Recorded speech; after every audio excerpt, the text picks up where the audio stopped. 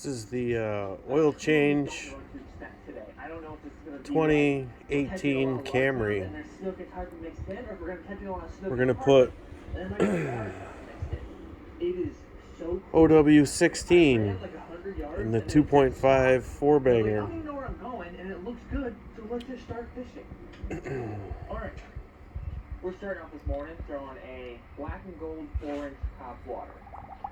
Can't really go wrong with 4-inch top water because a 20-inch fish can eat it.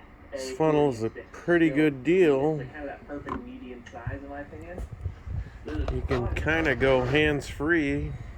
In this place, from rocks to lumber, sticks. Let it have it. There's so much stuff for us to throw on. Definitely get a set of ramps and a creeper. Up and out of the water. With those 8-inch ramps, it's barely creeper. It can be hard, but it all can be done. Branch out and fish the area because you run the risk of not catching fish. But truly, that's what's going to make you a better fisherman.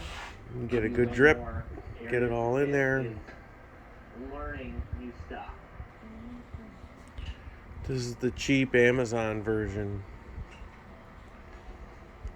It sort of clamps in. Oh.